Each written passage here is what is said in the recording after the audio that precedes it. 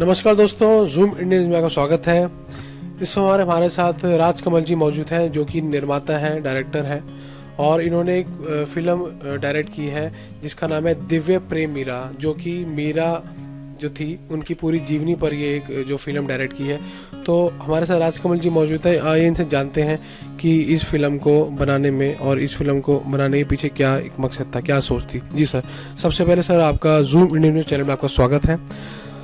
तो सर आपसे जानना चाहेंगे कि जो ये मूवी आपने बनाई है इसके पीछे बनाने का क्या मकसद था। और वैसे तो हमारे समाज में बहुत सारी ऐसी कहानियाँ डायरेक्ट जो हैं डायरेक्टर हैं डायरेक्ट करते हैं, लेकिन मीरा बाई पे बनाने का आपका क्या मोटिव था, तो थोड़ा सा दर्शकों को हम बताइए।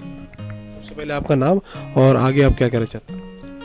मैं राजकमल, और सबसे पहले ये सिनेमा 2006 में मैं अपने संगीत गुरु जी के साथ गया था चित्तौड़, और मीरा मंदिर को देखने के बाद वहाँ और अपने पुराने लगा ऐसा है कि पहले से ये देखा हुआ है, और मैं अपने गुरुजी को कहा कि ये तो देखा देखा लग रहा है, तो लेकिन मैं तो पहली बार आया हूँ।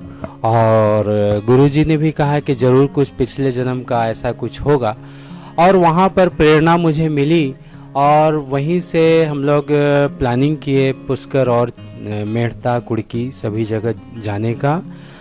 और 2009 में सारा कंप्लीट करके स्क्रिप्ट और मीरा जी से जहाँ जहाँ जुड़े हुए जगह हैं, स्थान हैं, जहाँ जहाँ रही वो और उनके जीवन का घटनाक्रम रहा, सभी जगह मैं जाकर शूटिंग परमिशन लेकर और शूट किया। और जितने भी उनके पद थे उनमें ऐसे तो 3000 पद हैं मीरा जी का, मगर जो अच्छे अच्छे जो उनके भाव से मिलते गए सभी तो मैं मैक्सिमम कोशिश किया, समायोजित किया।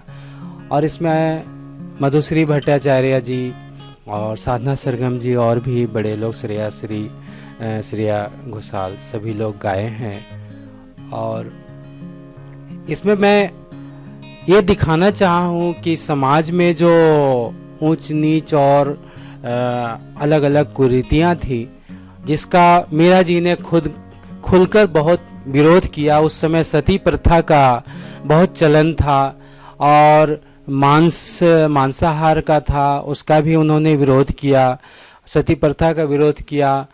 और संत रैदास जी से एक तारा लेकर उनको अपना गुरु मानकर और समाज में जो ऊंच नीच का भेद था उसको भी मिटाने की कोशिश की।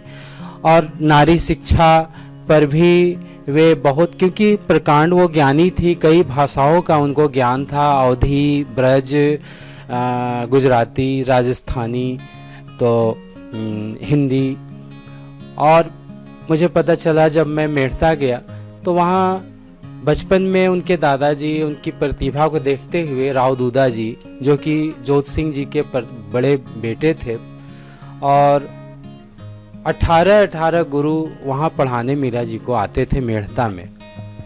तो बहुत सारी बातों को मैं कोशिश किया हूँ ये सिनेमा में दर्शकों के माध्यम से अपने सिनेमा को दिखाऊं। दर्शक लोग बहुत भक्ति भावना, जो दिव्य प्रेम भक्ति जो है, और उनको संत शिरोमणि का उपाधि मिला है मीरा जी को, वो उनको मिला।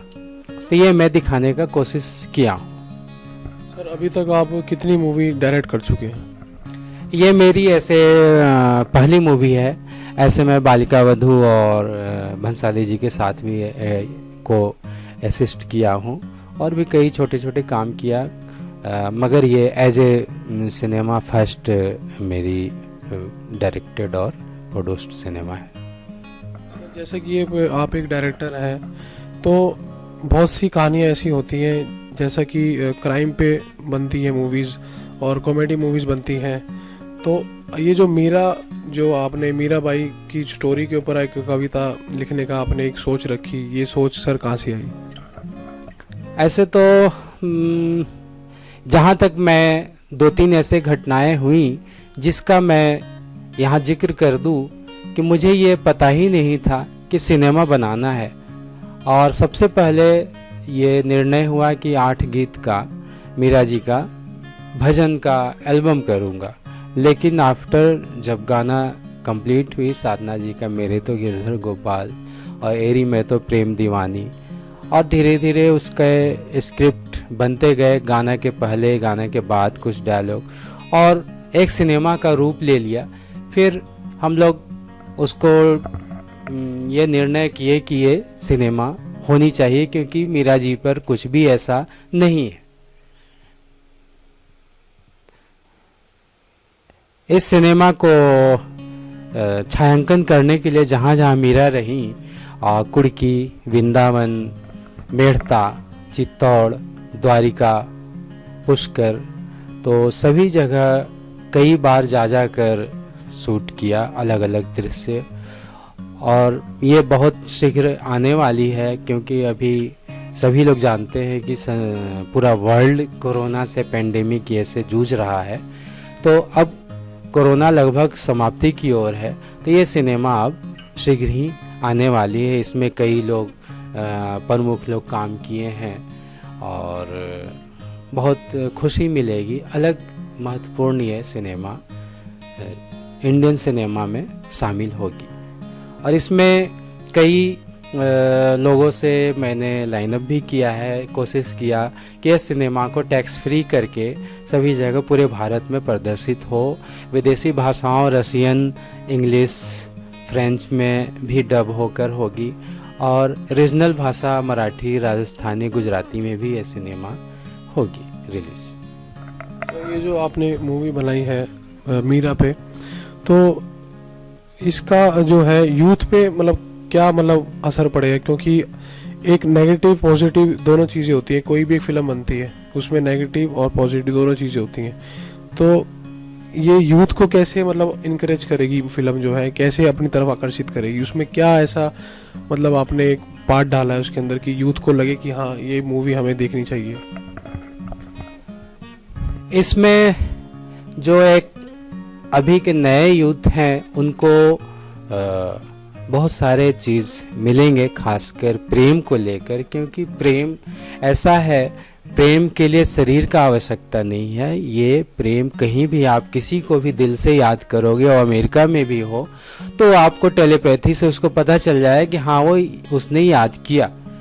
तो प्रेम के लिए शरीर की आवश्यकता नहीं है। वही एक कृष्ण जी को साक्षात्कार की मीरा जी, और वासना के लिए शरीर की आवश्यकता है, मगर प्रेम के लिए शरीर की आवश्यकता नहीं है।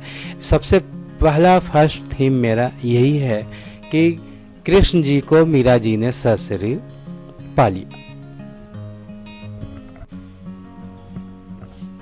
राजकमल जी, जैसा कि आपने बताया कि आप ये पहली मूवी जो है एज अ डायरेक्टर डायरेक्ट कर रहे हैं, और देखा जाता है कि कोई भी इंसान जो होता है मतलब पहली बार कोई काम करता है तो उसको बहुत सारी कठिनाइयों का सामना करना पड़ता है।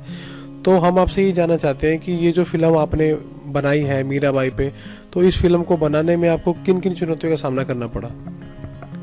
इसमें तो सर्वप्रथम तो किसी भी सिनेमा में कहीं भी आप शूट करते हो तो विदाउट परमिशन नहीं कर सकते हो, और शूटिंग को लेकर, शूटिंग परमिशन को लेकर थोड़ी सी परेशानी आई थी, खासकर जब चित्तौड़गढ़ मीरा मंदिर का परमिशन था। लेकिन मैं तो कहा कि नहीं, जब तक वो वहाँ का परमिशन नहीं होगा वो करना बहुत ज़रूरी है। फिर दिल्ली आकर, दिल्ली में डायरेक्टरेट जो है पूरे ऑल इंडिया के, आर्कियोलॉजिकल सर्वे ऑफ इंडिया के, उनको जब हम लोग मिले, मैं और मेरे गुरुजी पंडित श्यामदास मिश्र जी, तो उनको जब बताया कि ये हम लोग मीरा जी पे करने वाले हैं, तो बोले कि हाँ हाँ क्यों नहीं, मीरा जी पे ज़रूर ज़रूर एकदम होनी चाहिए। और उन्होंने डायरेक्ट यहाँ से दिल्ली से वहाँ के डीएम को फ़ोन किए और एसपी को भी एक कॉपी दे दिए कि इस डेट में ये सिनेमा शूटिंग होने वाली है, कोई रुकावट नहीं होनी चाहिए। और जब बाद में एहसास हुआ कि सच में मीरा जी का एक आशीर्वाद है, उनकी इच्छा है, इस कारण कई जगह कठिनाइयाँ आई, मगर वो कठिनाई बहुत आसानी से समाप्त होती चली गई।